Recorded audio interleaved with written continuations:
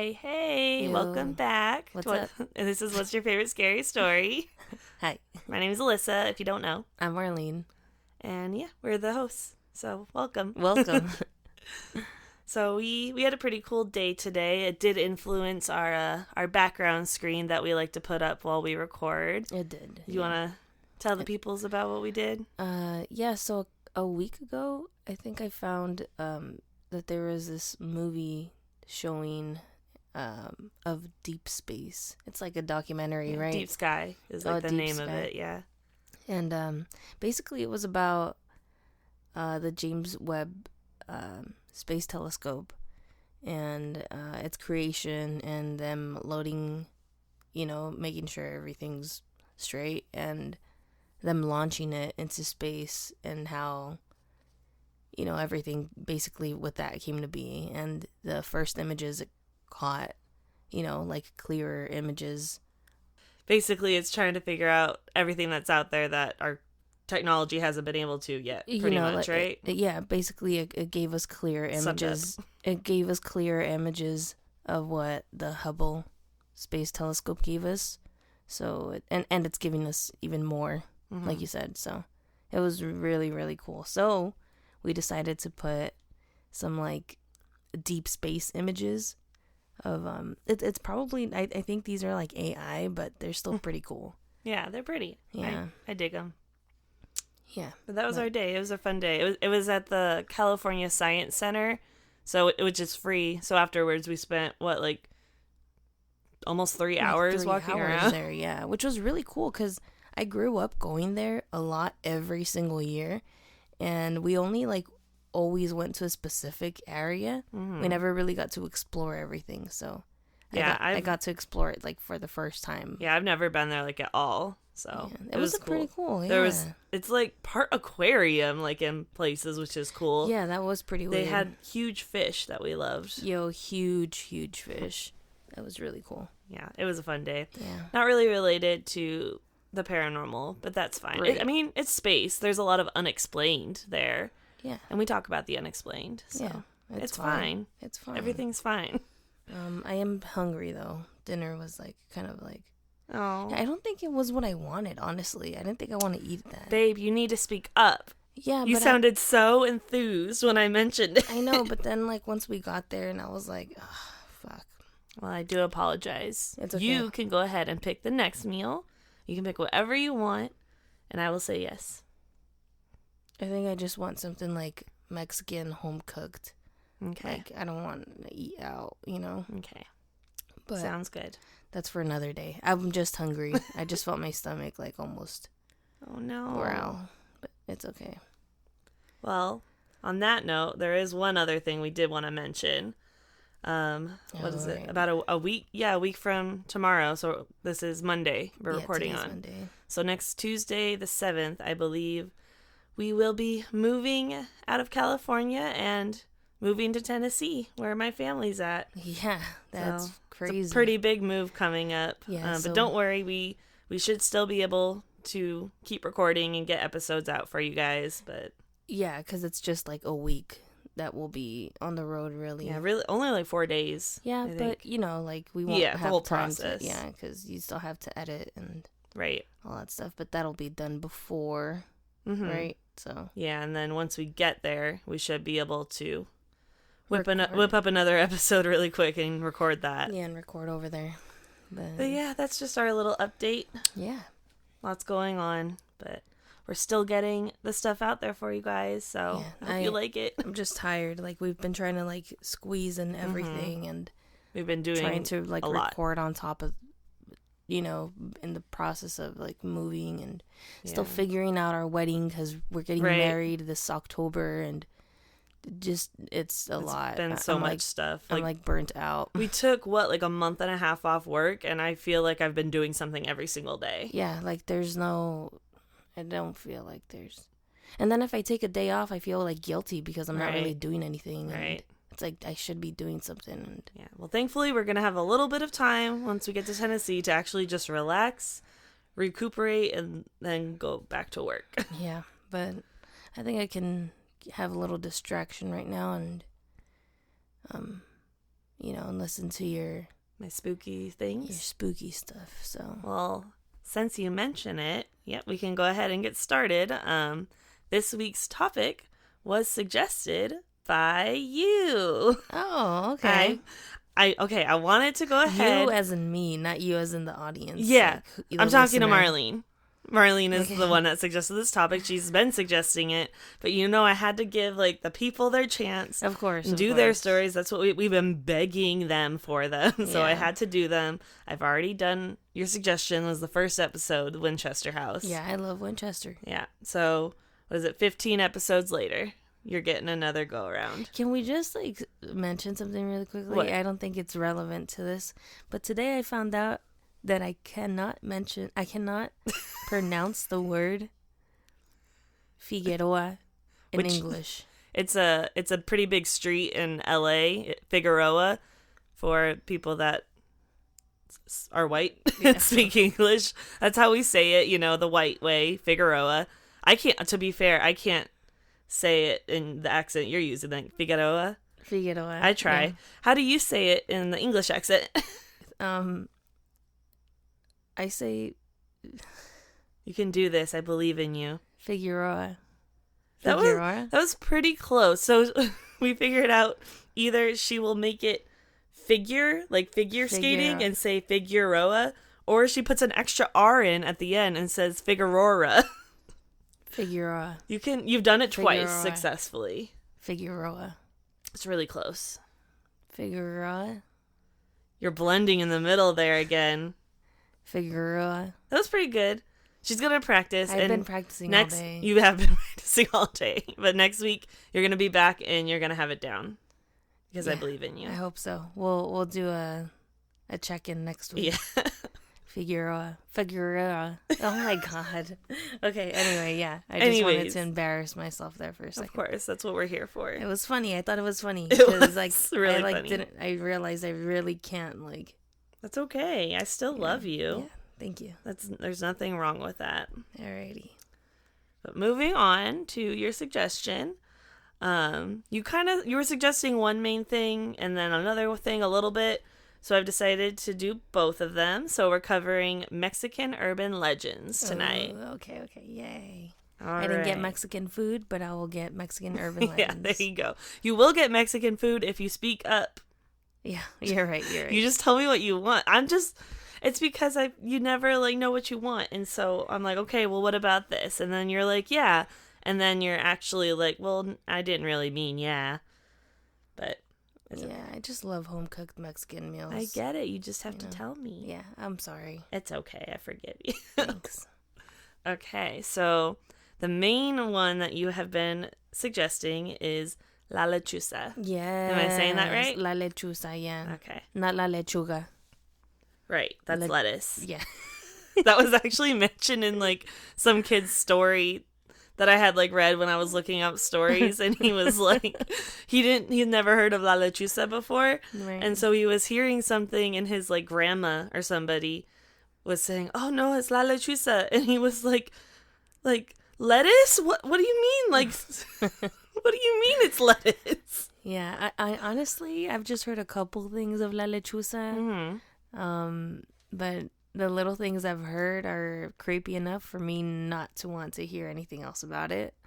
Well, good thing you're about to hear a good amount of things about it. Yeah, I figured, you know what, if Alyssa, looks, researches, does her thing, it'll kind of, I don't know. You won't be alone, at least, when you're learning these things.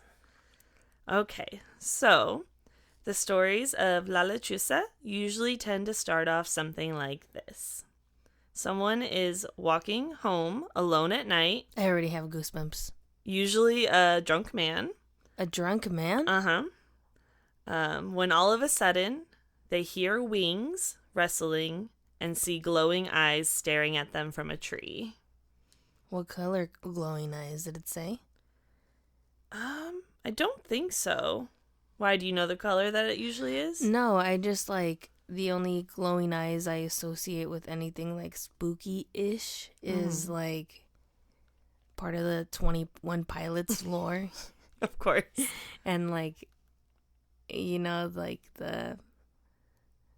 the people that rule, I guess, fucking, their eyes glow like a gold, like a golden, almost like auburn color.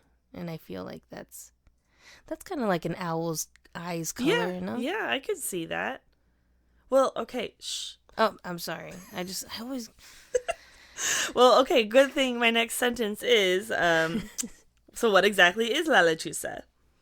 Well, according to the folklore, she is a creature that has the face of a woman atop the body of an owl, and she preys on drunk men and children in the dead of night. She is 7 feet tall, has a 15-foot wingspan, and is said to cry out to entice her victims so they wander into her clutches. 15-foot wingspan? Yes. Yo, that's pretty huge. That is a pterodactyl. Like, and you said it's 7 feet tall? Mm-hmm. Dude, that's crazy. Yeah. So she is mostly seen in northern Mexico and sometimes Texas. I feel like Texas, New Mexico, Arizona, Mexico all seem to have similar stories because they're all kind of close to each other. So just like La Llorona, actually, La Lechuza has many different potential origin stories that go all the way back to when the Spanish colonized Mexico.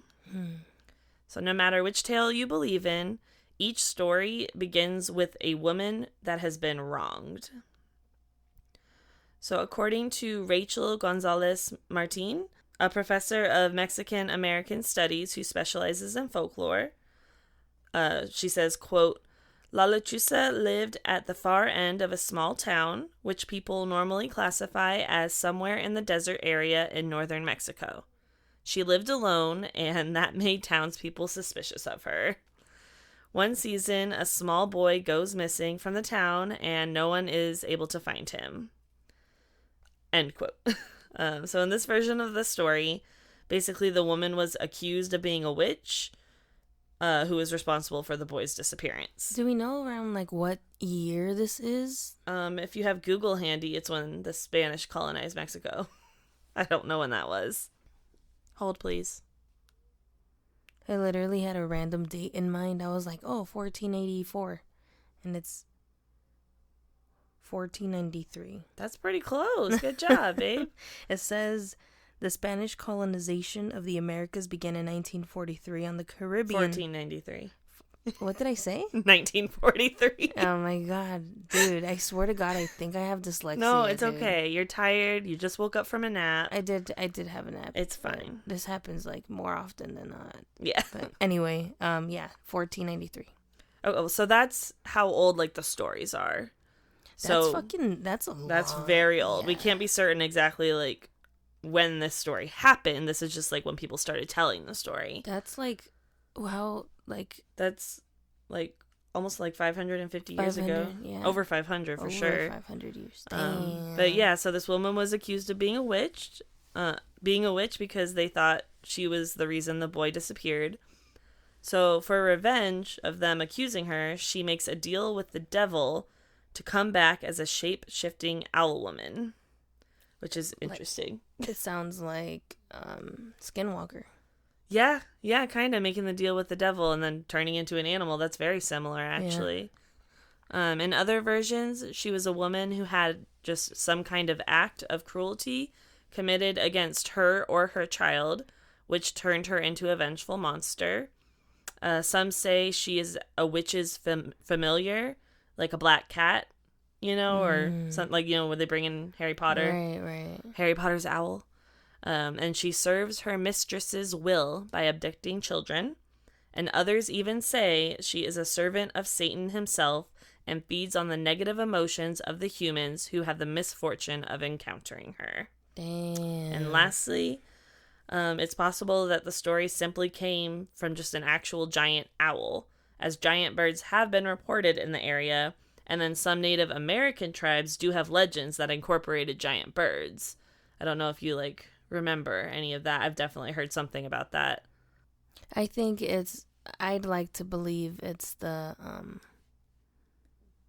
one that's closest to the story of a skinwalker, where they make a deal and stuff. I feel like that just makes it a little it more makes creepy. it spookier. Okay, we can go ahead and say it's that's my version. opinion, though. Like, I feel like that kind of makes it more, because like witch trial stuff, like that's just fucked up. Like, you're just judging someone based off of a misfortune, which or is like before that was before the witch trials. Which, fun fact, Alyssa. I love telling people haven't shared this. that on here, have I? Hopefully I can do Salem one day. That you should. But so not this past October, but the year before that, for my birthday, my mom and I went to Salem, which has been like our dream, because growing up, like, I know everyone loves these dang movies, but Halloween Town and Hocus Pocus just kind of became our movies.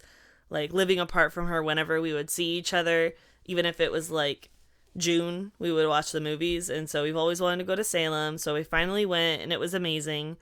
But as we're traveling there, actually on my dad's side, I think it was one of my like second cousins or something like that. She reached out to us and was like, did you know Alyssa's like a descendant from one of the witches from the Salem witch trials? Super freaking cool. What the hell? Literally, there was like, 19 women, or no, like less, like 13 in the teens of women, like less than 20 people in the Salem witch trials. And I'm like a direct descendant from her. Her name is Martha Carrier.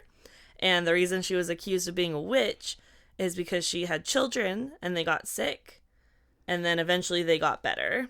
So they said she must have been a witch because she cured them, supposedly. But she died? Yeah, they killed her.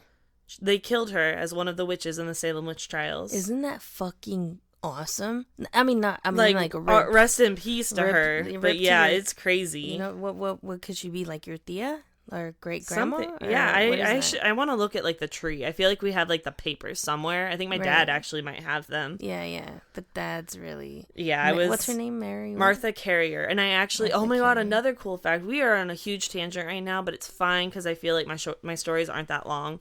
But when I was there, I saw because there's a little like kind of courtyard area where people like there's like a plaque for each person that was victim to the witch trials, and they have like a little memorial, a little stone bench there with their names engraved and everything, and people leave like letters and notes and like flowers on these things. So I saw that, and so I kind of just like wrote a little nice thing like, I'm so sorry that you fell victim to this. I'm one of your descendants. Like, I have respect for you, all that kind of thing. And then the next day, because I signed it like my name, Alyssa Sonnenberg. And then the next day I get an Instagram message from this kid, like this high school kid.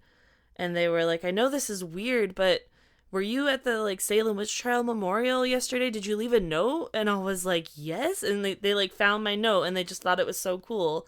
And so I think they said they're also a descendant. Damn. And they just like reached out to me about it. From Martha Carrier? I think so. I might be remembering that incorrectly, but I just know someone reached out to me about it, and I just thought that was so cool. That is really cool. Yeah. But I think I love sharing that fact with people. Like, did you know like Alyssa is a descendant from one of the how appropriate is that for me? That's like so all cool. This stuff I'm into. Of course I'm gonna be a descendant. Yeah. That's fucking awesome. I love that. Yeah. So, but back to our story. What are we talking about? Okay, so those are just all the possible stories. We can go ahead and say she made a deal with the devil. Yeah, like a skinwalker would. Yeah. That fits mostly with our theme. And if you don't know what that is, go check out that episode. It's episode 8, actually. I know it off the top of my head. You should check it out. It's one of my favorites. But anyways, and actually another similarity between La Lechuza and La Llorona, which also is another episode. I think it's episode 3. Check that one out as well. It's a good one. Mm-hmm. Is that her story is told as like a cautionary tale. Parents and grandparents will tell this story to children in hopes that it will deter them from wandering off or sneaking out late at night. So, some things to look out for with La Lechuza. So, supposedly, she will make sounds like a crying infant in order to lure people out into an open space so she can snatch them up, which is shady AF. That's creepy. Yeah, that's really creepy. Like, first of all, hearing a baby cry at 2 a.m. In the middle of, like, a field. Ugh. I feel like I would naturally just turn around and run away. Yeah, I would go and call the police. I would be like, what the fuck? Like, I can't help this baby. Yo, I would run. I wouldn't like go check. No. Why would you want to go check? That's how you die in every single horror movie. So you go and you call the police.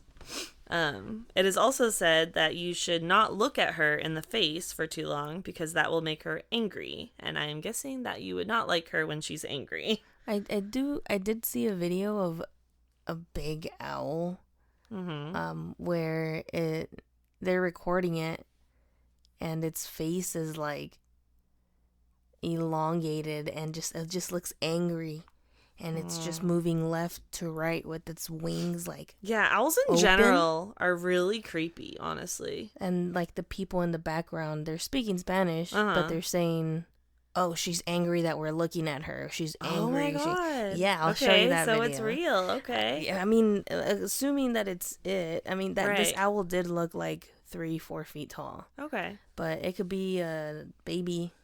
True. Baby. What is the term? A new recruit.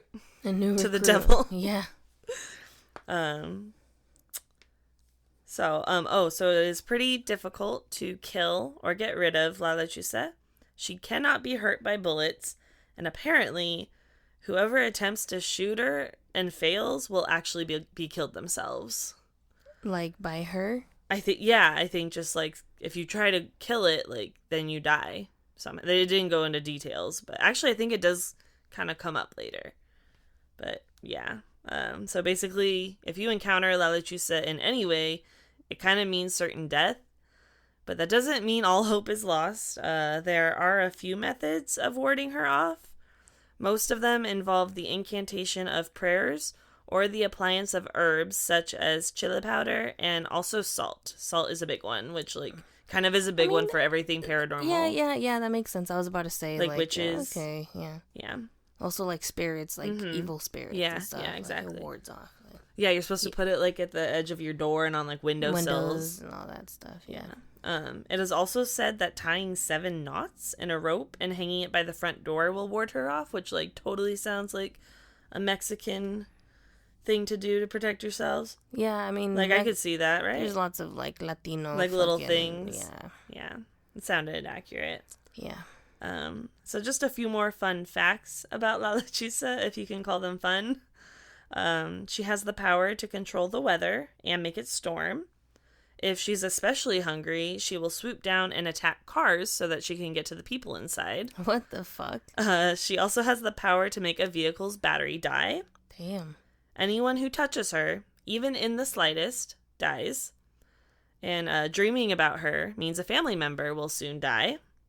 And she is said to resemble a normal woman during the day and transform into the owl-like creature at night, which also is like 1,000% a skinwalker. Yeah. There are people during the day walking among everybody else, and then they like transform. Yeah. Well, it's like the lizard people too. Oh yeah. You know, like in like a way to spot them is like the way their eyes blink. And stuff like. Oh, you're right. You know, like how lizards' eyes like blink a certain way. Right. You know, that just sounds like another cryptid we need to look into in the future. Yeah, you hear that? Oh, that's another thing we didn't mention in the beginning, per usual. If you guys like want to hear something on the podcast, you know that you need to like tell us, right?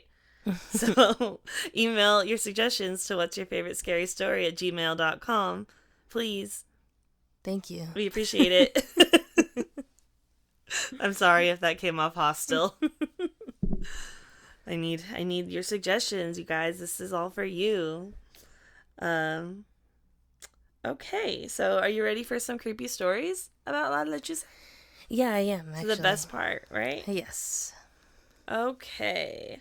So in this first story, we have a new mother who brings her baby, who is just a few weeks old, to Mexico so all of her family can meet her. On their first night there, the woman gets her baby all settled in a bassinet, like setting up pillows around her, afraid that she might bump her head. Okay. She then went to go open the window to get some fresh air in there since it was so hot, and then went to lay down in bed herself. After this, the family dog walks into the room, and shortly everybody just falls asleep. Around 3 a.m., of course, the woman awoke to the dog growling and barking. This alarmed her because normally this dog was very quiet and gentle. She then heard her baby crying and rushed over to her and saw that she was flipped over face down on the mattress. Which is kind of odd considering she was kind of all like squished in with the pillows. Right. The woman immediately picked her up and noticed that the dog was still barking uncontrollably. She looked up and that's when she saw it. A creature was standing right on the other side of the bassinet. She described the creature as the ugliest, most gigantic owl she had ever seen before. Both its mouth and wings were wide open, and its feathers were black as coal. The dog ran over and tried to catch it, but it quickly flew away into the darkness. Once the woman was able to compose herself, she noticed that the baby had a scratch on her leg, and the pillows that she had used to protect her head were on the floor, completely on the other side of the room. Whoa. 17 years later, that child still has that scratch on her leg. Damn. That was our first story. It's because I don't know exactly where in Mexico this was, obviously, but a lot of the houses that I've seen in Mexico, the windows are barred. Like they have, like it's not. They're barred and the windows open towards the inside of the room.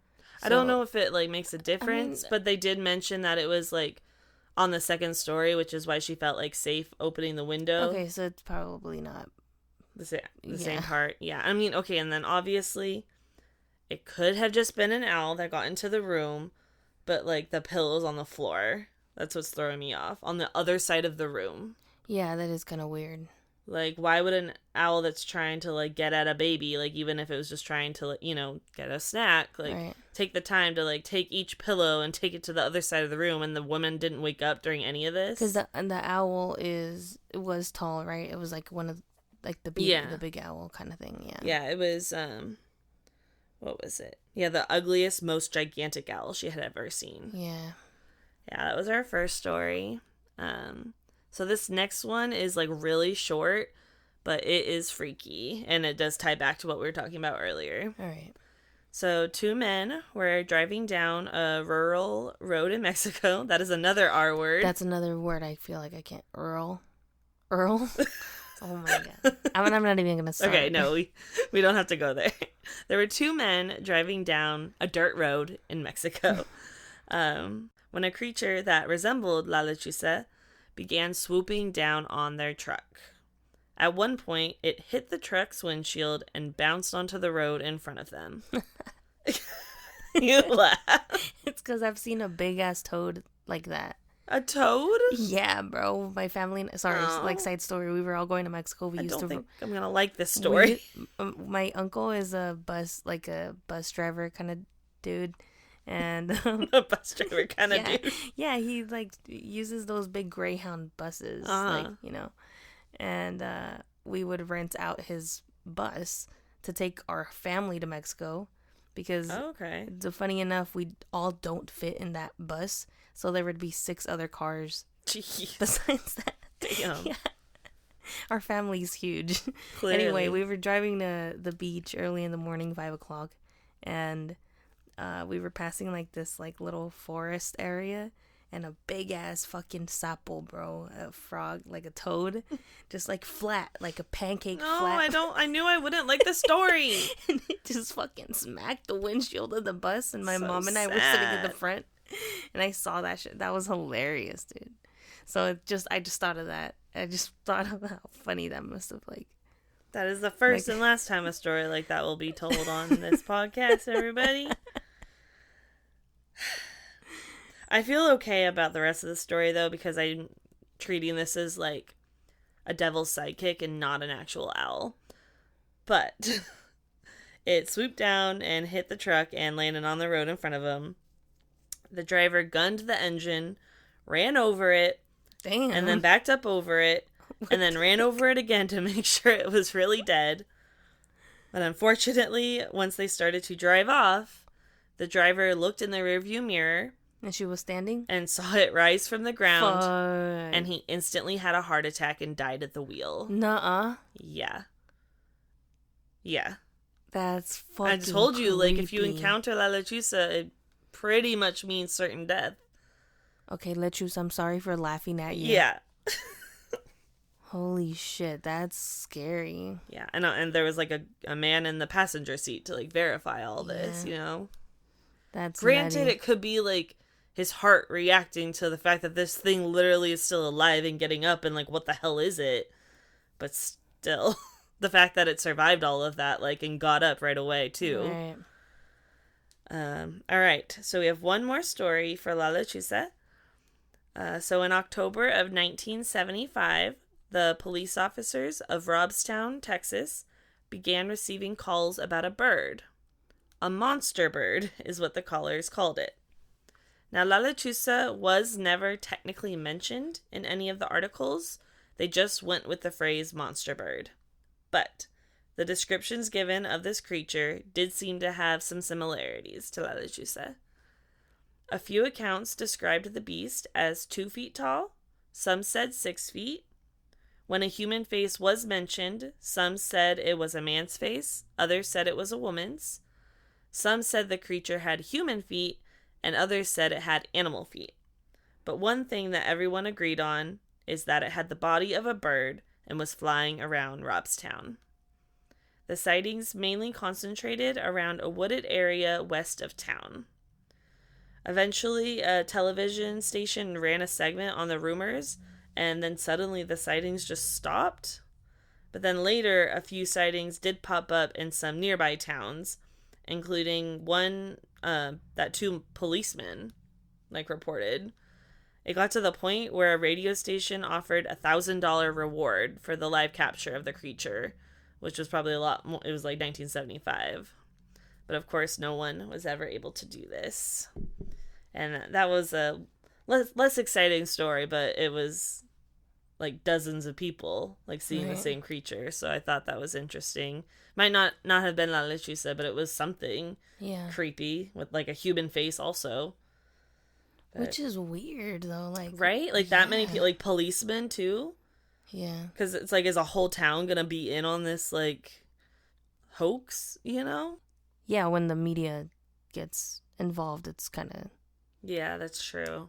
I guess it gets kind of a little more real in a sense. It gets real, but then also I feel like everyone's gonna want to be like, oh, well, I saw the monster bird too. Yeah, for their 5 seconds. Yeah, but I mean, like, there were like multiple accounts coming in before the media got involved. Right, so. And you said like the policemen too. Yeah, the policemen saw it. It's like, well, would they really lie? I don't know. I mean,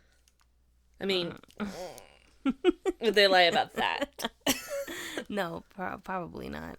I'd hope not, I guess. Yeah, I don't know, but I thought that was an interesting story. I didn't expect to find, like, a group, like, personal story and related to it, but... Yeah, it's because, like, in like, Mexican, Latino lore, I guess, we're, like, afraid of owls for some reason. Like, we just associate them with witches, and... Right. I remember we had a neighborhood owl for a while, and everyone fucking, like, would run inside when we would see it. Like, once the sun would go down, it would fly around sometimes. And, yeah, people were afraid of it. Moms would, like, talk about it and be, like, they just afraid. Yeah. You know? And it just lived on a palm tree back here that they even tore down the palm tree. Damn. Yeah, they fucking cut the palm tree down. Everyone hated it. Like, I don't know. But yeah, because literally, La Lechuza literally just translates to owl, but it has like such a whole different connotation in the Latino culture. Yeah, it's crazy. Yeah. And I think owls are so cute. They're cool. They're so cute. They remind me of cats. Like when you freaking lift them up also and you see their legs, like it's weird, but it's cool. They're so cute. They're cool. They're little fluffy feathers. Yeah. We saw the owl from Harry Potter. Just saying. We saw 2 of them. Yeah, we saw Hedwig and I think Errol, the Weasley's owl, I think. Yeah, we did. That's cool. But yeah, that was La Lechuza. Are you ready for the next topic? I am, yeah. That Lechuza one was pretty good. Thank you. I liked it. I liked it. Good stuff, babe. Thank you. So the next thing we are going to talk about is La Pascualita. La Pascualita? You suggested this. I guess maybe you don't know the name? I don't know this. No, I don't think I know the name. Okay, so La Pascualita is a mannequin that stands in the window of a bridal shop in Chihuahua, Mexico. Is that like the right way to say that? Chihuahua? Chihuahua, yeah, okay. Like the dog. Yeah, like the dog. Mm-hmm. That's how it was spelled. Okay, this one's creepy. This one's it's weird. Creepy. It's creepy. It's creepy. It's not like scary or anything. It's just like kind of fucked up a little bit. Okay, let's hear it. Okay. Let's hear it. So according to an urban legend, La Pascualita is the actual dead body of the daughter of the former shop owner. Supposedly, she died in the 1930s, right before her wedding day. Some say it was related to a bite or sting from a venomous bug like a black widow, is what they think. But some say it was a suicide due to her mother not approving of her impending marriage. Fuck. There's always like a super sad suicide in these stories. Yeah. Regardless, people think that the mannequin is her because it has extremely lifelike qualities, and the people that knew the daughter of the owner says that the mannequin has a striking resemblance to her. And I've seen these pictures. I'm assuming you have too. Like, it does not look like a mannequin. It looks more real than like the things in the wax museum. It looks like, I don't know if anyone's ever seen like embalmed. Mm-hmm. An embalmed body, and the skin looks like... It looks like fake skin, but not fake skin at the same time. Not fake skin, yeah. It's like it doesn't look like the actual person, but like you can tell something's not right. Yeah. Like, I don't know if you've seen... I'm not trying to be like insensitive or anything, but if you've seen a dead body and like you can just tell the skin it's obviously not porous anymore. Like it looks like it's not alive. Like it's not alive. Yeah. Like it's not live skin. Yeah. I don't know how to explain it. You have I think the pictures are like okay if people look them up, right? They're not I mean, I was planning on posting them. Like it's literally like a thing that's in her shop. Like yeah, it's on the window. Yeah, I mean supposedly it's a mannequin, but yeah, so nothing's confirmed, but it said that the mother had her daughter embalmed so she could have her corpse bride daughter nearby and placed her in the front window of the bridal shop. Fuck. So, the story doesn't end there, as I'm sure you know. Some stories go as far as to say that the mannequin isn't just a mummified body, but is a ghost who makes the mannequin come to life in the bridal store at night. Supposedly, multiple people have reported seeing the mannequin's eyes following them around no matter where they go in the shop. That's the creepy one. Because it's not like one of those trick paintings where it can just like follow you, you know? One employee who actually was responsible for changing the mannequin, which I would quit. I wouldn't work there. I couldn't do that. She was quoted saying, "Every time I go near Pascualita, my hands break out in a sweat. Her hands are very realistic, and she even has varicose veins on her legs. I believe she is a real person." No. A varicose vein? Like, why is that going to be put onto a fake mannequin? Like, what? This might sound like weird, but like, what about the rest of her body, though? Like, don't you think she would... I mean, like, unless there's, like something a tight bodysuit on it. Right, like undergarments, maybe.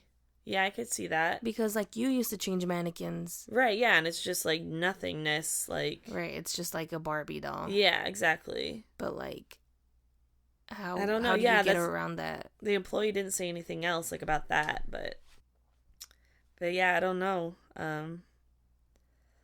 But honestly, it's pretty likely that the mannequin isn't a real person.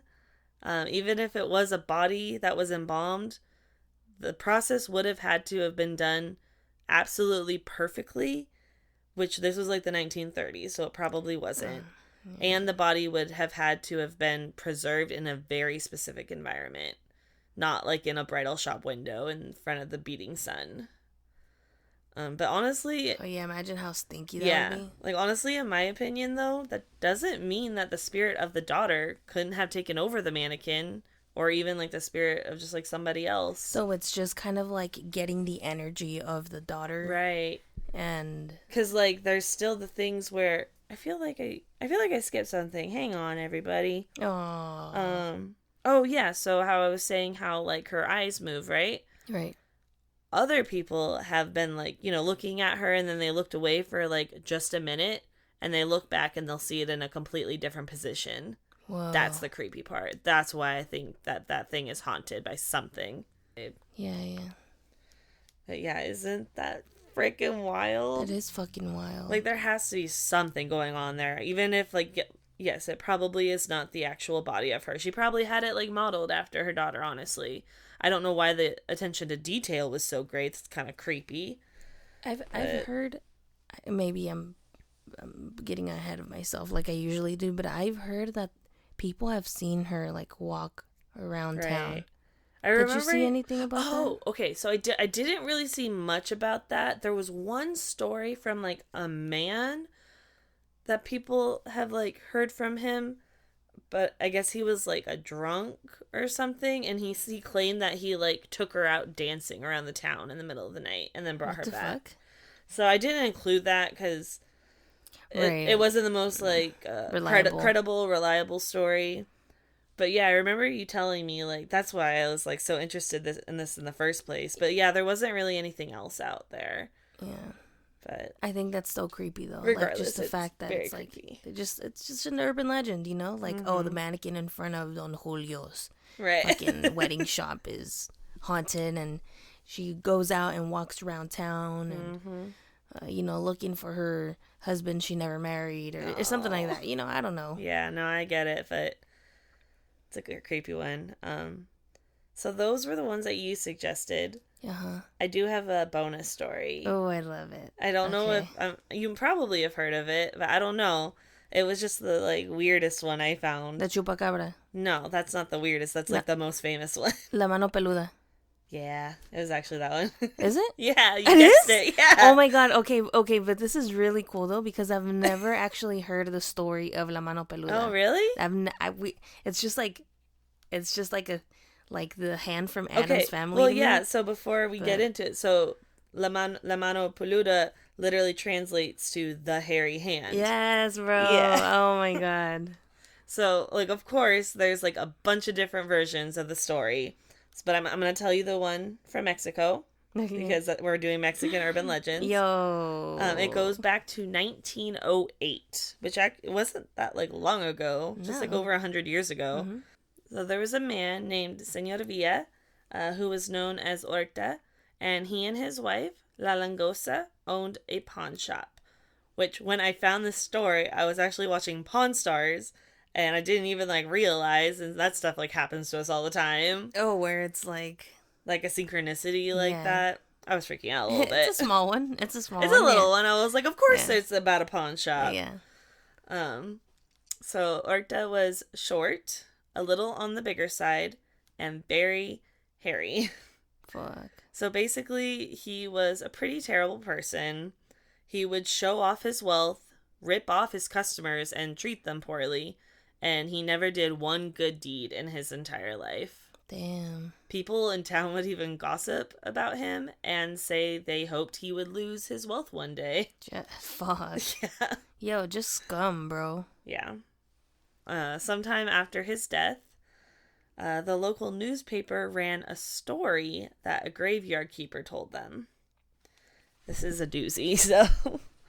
The graveyard keeper would see a black, hairy hand with rings stick out of Horta's grave, and it would look for victims to tear out their eyeballs and choke them to death.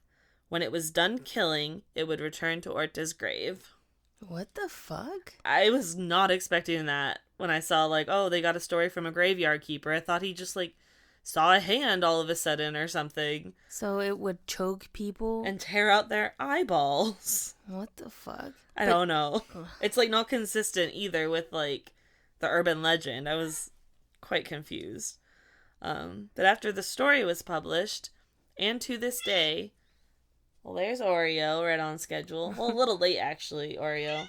We'd like it if you could be on time. So after the story was published, and to this day, there are those who claim that the hand pulled them out of their bed while sleeping, and many who have seen this hand moving through fields searching for more victims. That's how they would literally scare me when I was a child. Like, oh, go to bed and whatever. Right. This is the only reason why I cannot sleep, like, without a blanket. Like, I need to sleep with a blanket because it's like, oh, la mano peluda is going to come and get you. Like, my goodness. Cover your feet, you know, or otherwise it's going to pull you. Like, my foot is like at the corner of the bed. Yeah, like pull your legs at night, like pull you out of bed by your feet and by your legs, and it's scary. Yeah, I'm glad I only like had the boogeyman, bro. Like, you guys have so many things. Yeah, but that's the worst part of being Mexican American is you get Mexican legends and you get American legends. Like, you're like, fuck. I'm so sorry. I either have the boogeyman or la mano peluda, and I have the llorona outside. Yeah. Like, dude. And I have to look up to the sky for la lechuza. Yeah. Dude. You guys had it rough. Yeah, bro. It's tough being Mexican American, dude. So all versions of this story, they describe the hand similarly. It is black, hairy, and has sharp nails. In Colombia, the nails have poison at the tips. Kind of like the snake poison from Holes. Oh, yeah, the nail polish. The nail polish that has rattlesnakes. And she fucking, like, slaps him in the face. Yeah, Mr. Sir. Mr. Sir. I liked you better when you smoked. She doesn't sound like that, but... I don't think so. I think you were kind of doing a mixture of her and Mr. Sir.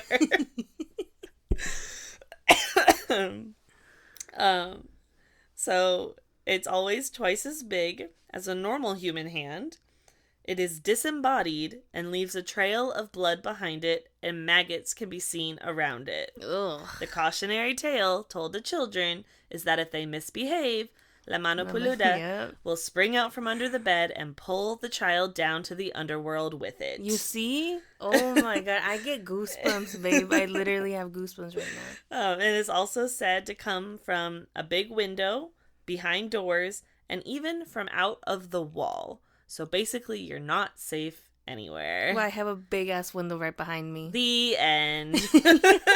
Good night. Goodbye. Goodbye. And those were some Mexican urban legends for you. Are you happy? I finally did your suggestion. I didn't get my Mexican food, but I got my Mexican urban legends. Yay. I love them. Yay, I'm glad. Did I do them justice? You did. Yeah. Okay, you did. cool. I want more. Okay. I have to spread them out, babe. You have to be fair. I know. I have to. I'm saying it now. Okay. I want more Mexican urban legends. Yeah, I didn't do Chupacabra because I figured that could be its like own episode, maybe. You know. That could be. Yeah, that could be. I don't know how much I could find on it, but that's like the most famous one I know of. That one in La Llorona.